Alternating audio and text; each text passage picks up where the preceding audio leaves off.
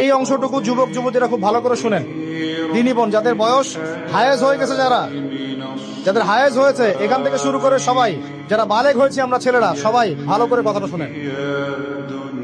বাংলাদেশে পিছন থেকে একটা নতুন সমস্যা রাইজ করতেছে। সমস্যাটা হচ্ছে, এমনিতেই আমাদের ছেলে মেয়েদের মধ্যে হারাম সম্পর্ক ছিল। এর স্কুলে কলেজে বিশ্ববিদ্যালয়ে যাচ্ছে, ফ্রি মিক্সিং এ পড়াশোনা করছে, বাসায় পর্ন দেখছে, ওখানে গিয়ে মেয়ের সাথে হারাম সম্পর্ক হচ্ছে, তারপরে প্রেমের সম্পর্কের নামে জেনা হয়ে যাচ্ছে, জেনা হওয়ার পরে ছেঁকা খেয়ে মাদক, তারপরে গান বাজনা বাদ্যযন্ত্র ইত্যাদি ইত্যাদি, জীবনটা শেষ। এদিকে ওই ব্যভিচারী মেয়েরা কারো কারো ঘরে যাচ্ছে, তারা আমাকে বলতে দেন, ব্যভিচারী মেয়েরা কারো কারো ঘরে যাচ্ছে, ওদেরকে নিয়ে আপনারা আবার সংসার করতেছে। এই হচ্ছে না সিচুয়েশন। একজনের 5টা গার্লফ্রেন্ড, একজনের 4টা গার্লফ্রেন্ড, আরেকজনের 3টা বয়ফ্রেন্ড, 4টা বয়ফ্রেন্ড। এই ধাপগুলো পার হয়ে হয়ে এরা সংসারের জীবনে আসতেছে, যখন বয়স হয়ে যাচ্ছে 25-30। সমস্যা কিন্তু এটা ম্যাক্সিমাম সবার ক্ষেত্রে হচ্ছে বলবো না, অনেক একটা বড় অংশ এই সমস্যা ফেস করতেছে। এর মধ্যে এই ফ্রি মিক্সিং এর মধ্যে শুরু হয়েছে নতুন একটা জিনিস, যে ভালোবাসার আবার লিঙ্গ কি, ভালোবাসার আবার এখানেই শুরু হয়েছে ছেলে ছেলে জেনা করা, মেয়ে মেয়ে জেনা করা, ছেলে ছেলে জেনা করা, আর কি বললাম বলেন, মেয়ে মেয়ে জেনা করা। নাউজুবিল্লাহ। এটা কমে লুত, এর শাস্তি আসবে যদি আমরা তওবা করে ফিরে না আসি। এর উপরে এখন শুরু হয়েছে ভালোবাসার আবার ধর্ম কি, ভালোবাসার আবার, আমার সাথে বলেন কি বললাম, ভালোবাসার আবার, এদিকে মনোযোগ দেন, ভালোবাসার আবার কি, ভালোবাসার আবার কি। এই কথাটা, এই স্লোগানটা দিয়ে কি করা হচ্ছে আপনারা শুনেন।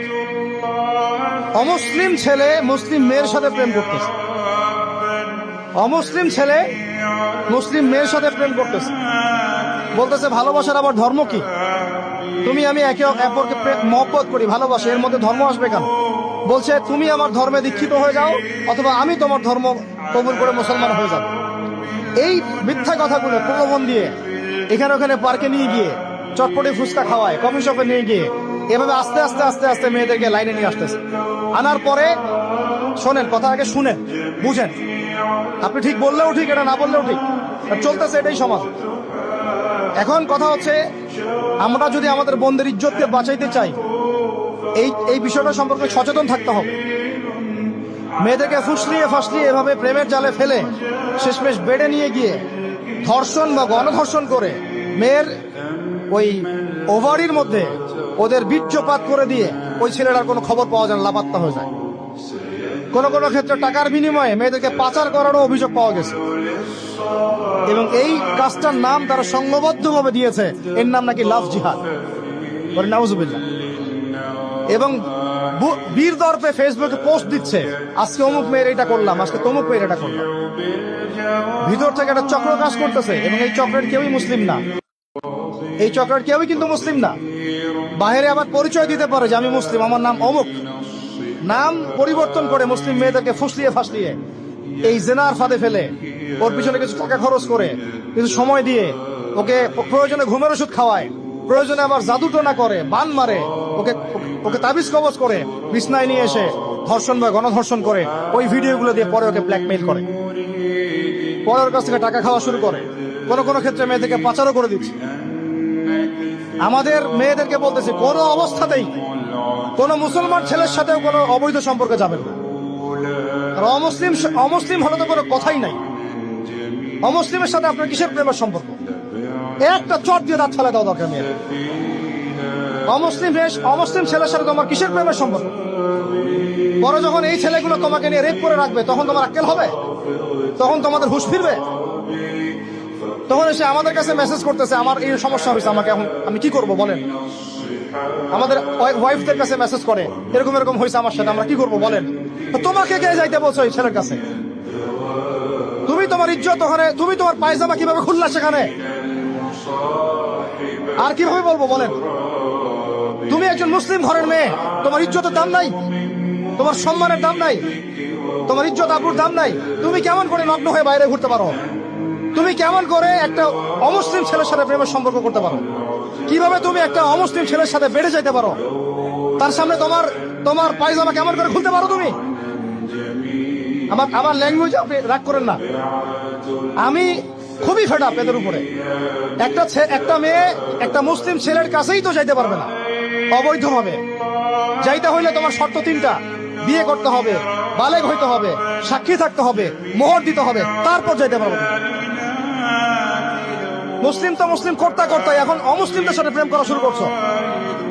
আর যখন অমুসলিমদের দ্বারা তোমরা ধর্ষিত হচ্ছ, তোমাদেরকে পাচার করতেছে, তখন বলে এসে আমাদের কাছে চিঠি লেখো যে আমরা এখন কি করব। এদের কি ভাইয়া নাই? বাসায় কি বাবা নাই? বাসায় ভাই নাই? এই চক্র থেকে সাবধান থাকেন। আর আমাদের সমাজে যারা দায়িত্বশীল, রাষ্ট্রের যারা দায়িত্বশীল, যারা উপরের লেভেলে আছেন, এই বিষয়গুলোর উপর কঠিন দৃষ্টি দেওয়ার জন্য আমি রিকোয়েস্ট করব। আমরা কিন্তু কোনো ধর্মের মানুষের সাথে কোনো দ্বন্দ্ব চাই না। চাই আমরা যে 50-60 বছর থেকে একসাথে বসবাস করতেছি, আমরা কি কোনোদিন কারোর সাথে মারামারি করছি? কোনোদিন দেখছেন যে খ্রিস্টান মুসলিম মারামারি হচ্ছে, ইহুদি মুসলিম মারামারি হচ্ছে বাংলাদেশে, হিন্দু মুসলিম মারামারি হচ্ছে বাংলাদেশে? দেখেছেন কখনো? এখন কি নতুন করে শুরু হলো এগুলা? আল্লাহ রাব্বুল আলামিন আমাদের দ্বীনি ভাইদেরকে বুঝদান করেন, বোনদেরকে বুঝদান করেন। কোন অবস্থাতেই মেয়েদেরকে আপনি এভাবে ছেড়ে দিয়েন না বাইরে। কোন অবস্থাতেই একটা মেয়ের হাতে অকালে মোবাইল ফোন তুলে দিয়েন না। কোথায় যাচ্ছে খোঁজ রাখেন, কার সাথে মিশছে খোঁজ রাখেন। একটা বাড়ির সম্মান নষ্ট হয়ে গেলে কখনো ফিরে আসে না। একটা মেয়েকে অপহরণ করেছিল রাজা দাহির, মুসলিম মেয়েকে। সেই ইজ্জতের বদলা নেওয়ার জন্য 17 জন ঘোড়সাওয়ার নিয়ে, কতজন? মাত্র 17 জন ঘোড়সাওয়ার নিয়ে মোহাম্মদ বিন কাসিম এই সিন্ধুর রাজা দাহিরকে আক্রমণ করে ওই জায়গা পরাজিত করেছিল। একটা মেয়েকে নিয়ে ঘটনা ঘটেছিল। আমাদের বোনের ইজ্জতের এত বড় দাম। একজন নারী, শোনেন, একজন নারী বনু কাইনুকার বাজারে গিয়েছিলেন তার প্রয়োজনে। ইহুদি তার শ্লীলতাহানি করেছে, তার সতর খুলে দিয়েছিল একজন ইহুদি। এটা দেখে একজন মুসলিম ভাই সেখানে থাকতে না পারে ওই ইহুদির গর্দান নামিয়ে দেয়। এই ইস্যুকে কেন্দ্র করে ইহুদিরা মিলে ওই ভাইকে শহীদ করে। তখন ওই বাজারে ওই ভাই ছাড়া আর কেউ ছিল না, একজনই ভাই ছিল। এরপরে এই মামলা আসলো নবীর দরবারে সাল্লাল্লাহু আলাইহি ওয়াসাল্লাম। এটা মদিনার ঘটনা।